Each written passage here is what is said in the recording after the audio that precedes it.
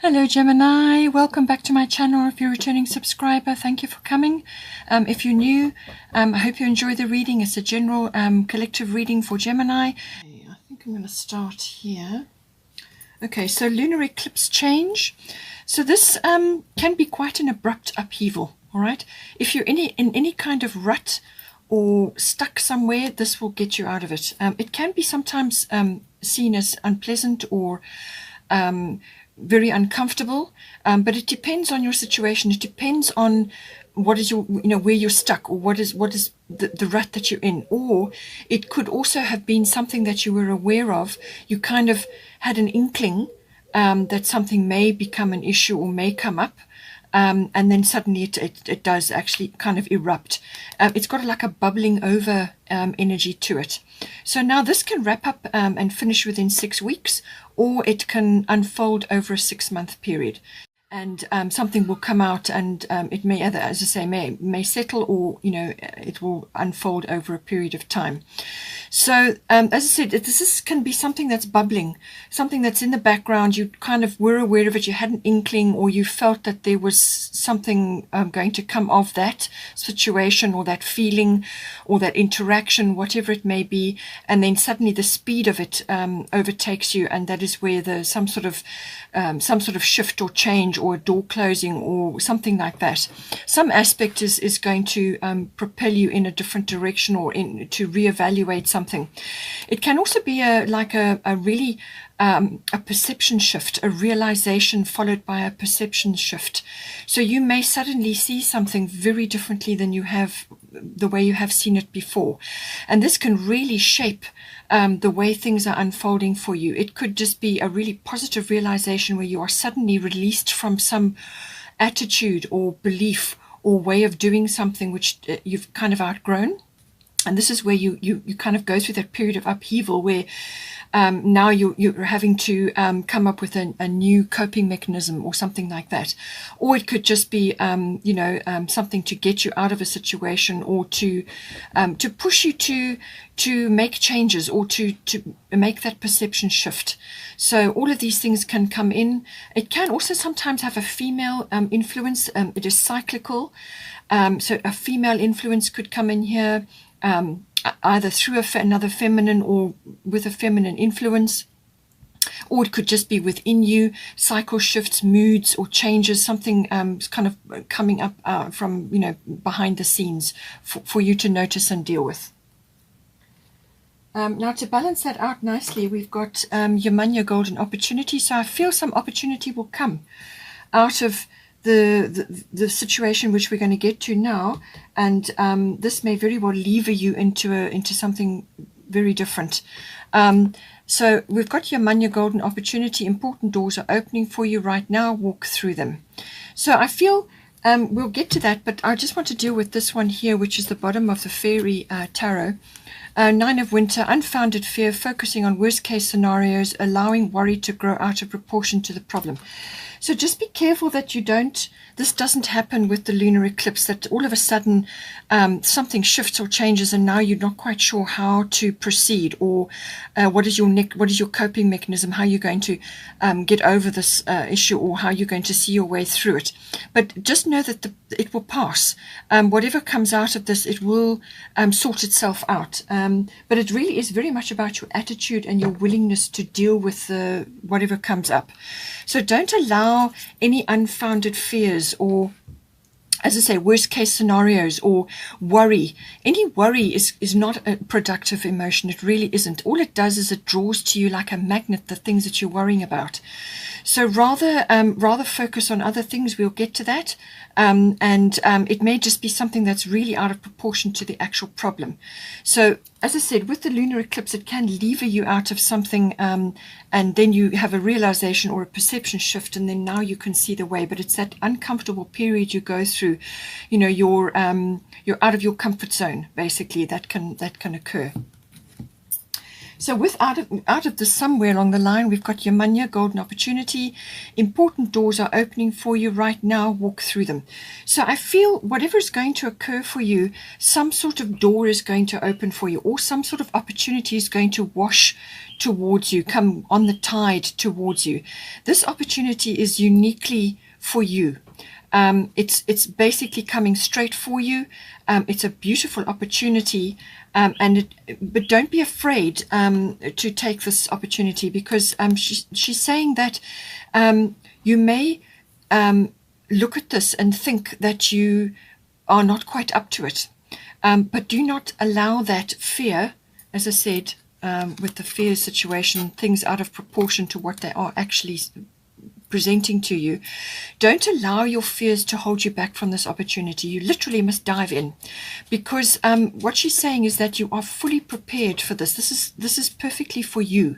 So all your skills, all your talents, all your abilities, or all whatever it is that makes up you, you are more than qualified or more than capable of carrying this through. So whatever I'm sure you're going to recognize it when it comes to you, whether it gets delivered through this change or shift, or it comes along at some point, before or after. But it's saying to you that don't hesitate, go for it. You're fully qualified, or more than worthy or able to do this, or to meet this challenge or this opportunity. So go for it. She does say, though, that if you do procrastinate for some reason, know that this is titled Universe is Abundant. So another opportunity or something similar will come, but it will be obviously in divine timing. So it may not come straight away. It may take time. It really depends on you and your development. So if you are not ready, really, she's saying to you, don't think that you're not. But if you suddenly have a crisis and you feel that you're not, then you'll have to wait for the next opportunity, and this will come when you feel you are ready again. So just go with it. But really, it's a golden opportunity, and you shouldn't miss it. So go for it. So now, when it comes to the house emphasis here, now we've got 9th house. So this is the house of faith. It's the house of intuition. It's the house of seeking truth. And it's also the house of the law and the higher courts. It's also the house of long distance travel or international travel, or all things foreign, whether this is a foreign person or a foreign concept or a foreign culture, or some sort of study, or it could also be a business like import, export, or you are communicating external, sort of to a wider audience. And this can be via, it can be teaching, or it can be publishing, public relations of all kinds come into this house.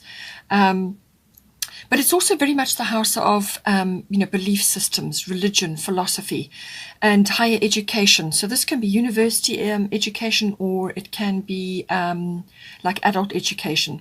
So all of these aspects come in, and your thought processes, and your intuition gets heightened when 9th house is got an aspect to it. It can also be through your faith, or through your religious beliefs, or just your beliefs in general, or your philosophy, or whatever it is that you come across during all of those aspects I mentioned for the 9th house.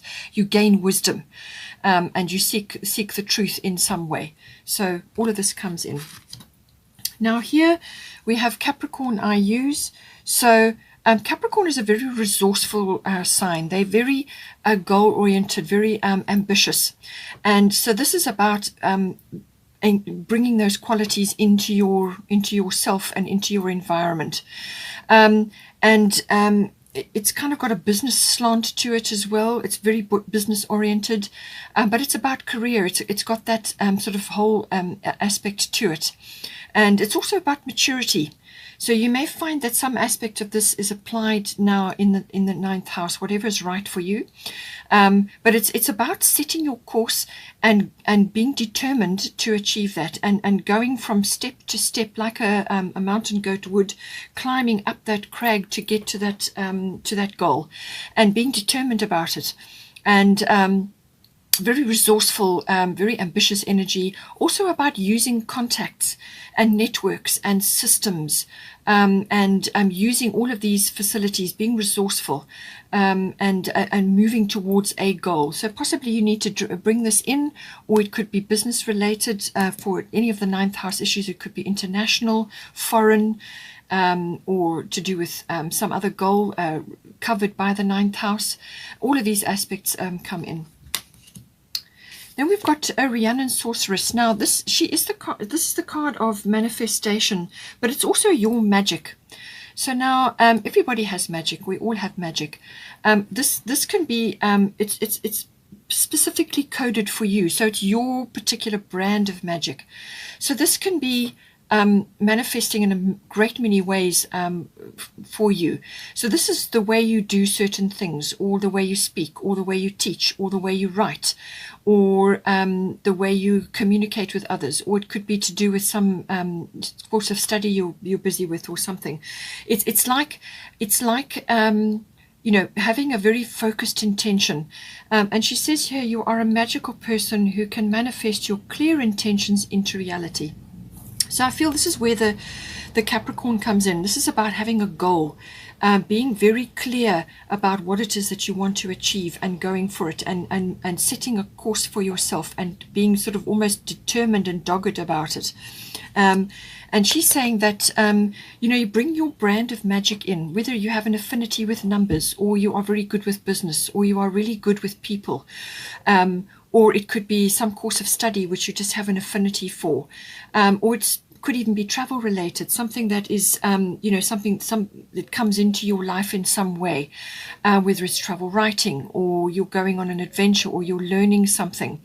You know, all of these aspects come in, but it's about having a very clear intention and then manifesting from there.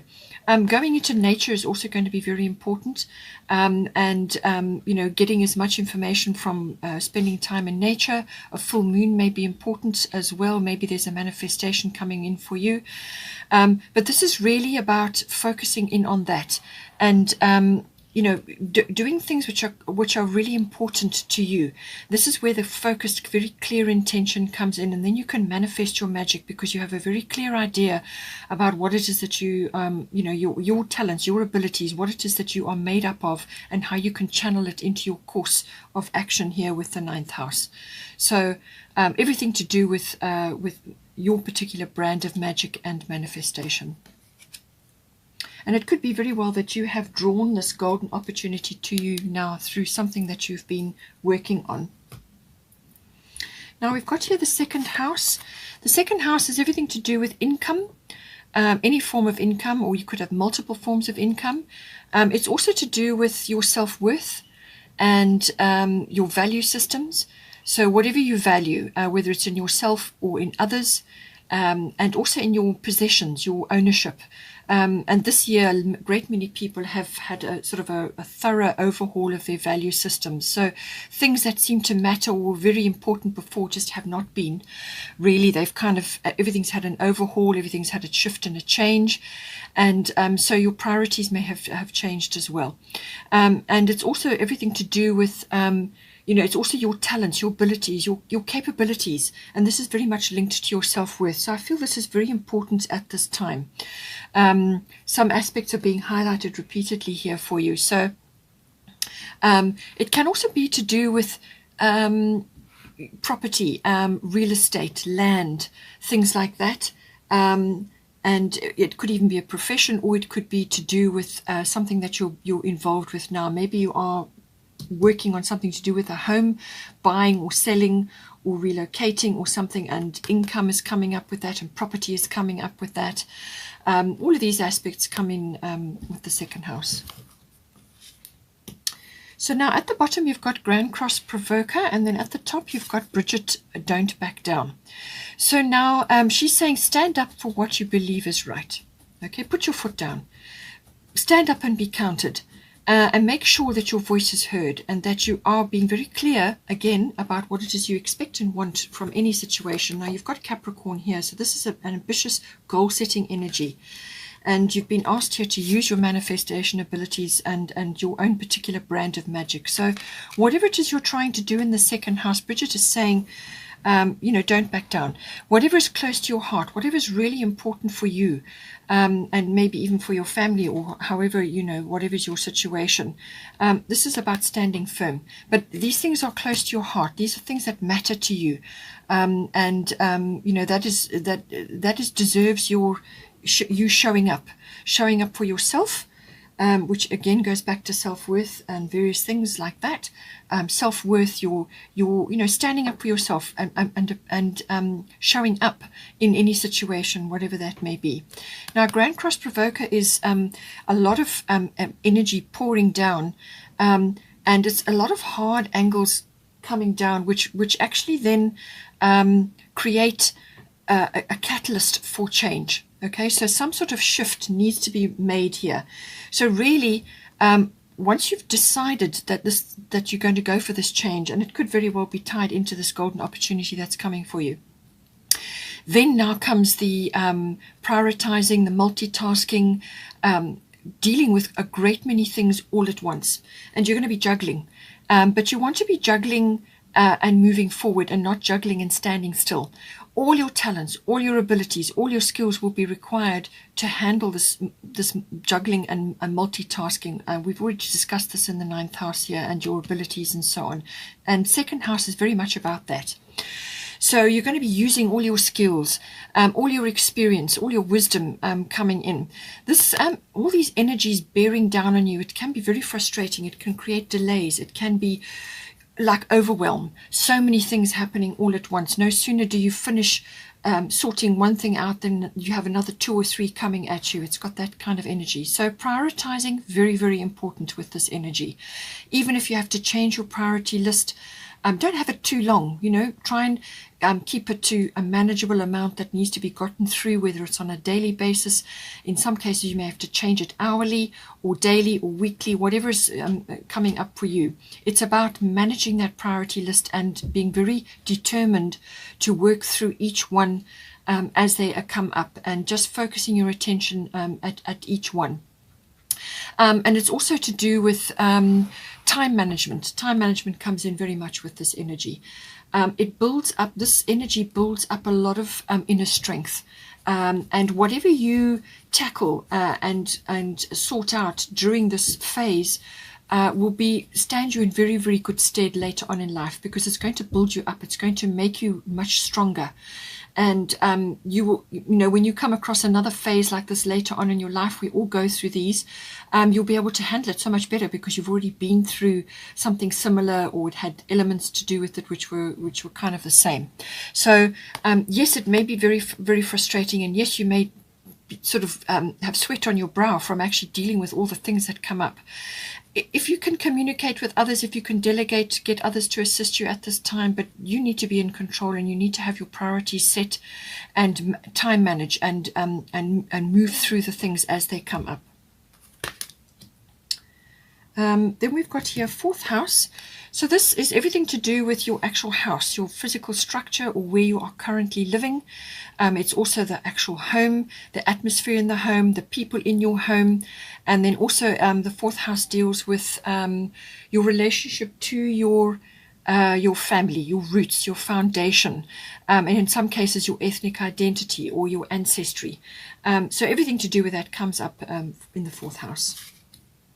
So now we've got here Jupiter abundance. So something lovely is coming in for you. Beautiful energy. This is abundance coming in. So it can be monetary, but it can also be an abundance of love, an abundance of support. It can be faith. It can be wisdom. It can be a rescue from something. Or it could be support as in soul tribe, people coming around, or soulmates, or people who you have a very good connection with, rallying around to assist you with certain things. So abundance can come in many forms. It can also be in the form of like a reward or some kind of gift, something that drops into your lap, or divine intervention can also come in with this. Jupiter is a very abundant energy. It brings benefits. It also brings joy, happiness, contentedness. And it can also, in some cases it can go overboard, where you can actually be spending all the money, or you can be overeating or overindulging, or whatever is applicable. So just keep your hand on it, keep yourself in balance, but enjoy the energy. Any opportunities that come with this, make sure that you use them, make sure that you follow them as far as you can go. You might have multiple opportunities or multiple things coming at you, but explore them and enjoy them, and harness this energy, because it's not a long-lasting energy. It's not a slow-moving energy. It's quite quick. So you want to grab it when it comes in, and enjoy. And with the number 7, right place, right time. So somehow this is manifesting for you in your 4th house. I do feel it may be home related, as in actual physical home, whether you're upscaling, downscaling, moving, relocating, or changing something. It's got here Freya, bold, unleash your adventurous side, take risks and be daring. So she is really the embodiment of that lovely adventurous go get them energy, but she also is about appreciation of her body, her sensuality, her incredible nature, which is bold, which is powerful, and it's an appreciation of yourself, and all those elements that come in that make up you, appreciation of you. But there is some sort of action, or some kind of initiation that you need to do. So something that you need to set in motion, or something that you need to sort of undertake. And it's about, just unleashing that adventurous side. It could be decoration, or it could be renovation, or it could be a change, moving, relocating. And she's saying, take risks, be daring, embrace this wonderful energy. Friday is named after her. So she's a Norse goddess, the woman had a lot of power in the Viking heritage, and so she is really that lovely, very feminine but powerful feminine energy. So bring this in. Somehow it's going to manifest for you in your 4th house, and you may just have to lead the way in some way, shape or form. It could also be, as I said, to do with giving, whether it's to yourself within your house, within your home, or it may be 2nd house related, but giving is going to come in, whether you're giving to yourself or giving to others. It can also be giving yourself time. With the Grand Cross Provoker, there's going to be a lot going on. So you're going to need to prioritize, as I said, very, very carefully, so that you do actually give yourself time to recuperate and take a breather in between. So this can manifest in a number of ways. And just to reiterate, as I said, stress that comes from having many things happening at once, successful multitasking, sudden events or changes. So I'm quite sure you'll get this. Once you get into the energy, and you get into your stride, I'm sure it will, you will have a successful transition through this period. But have a wonderful new year. Enjoy. Take care. Don't forget to like and share, or like and subscribe. Have a wonderful, wonderful month, and I will see you next time.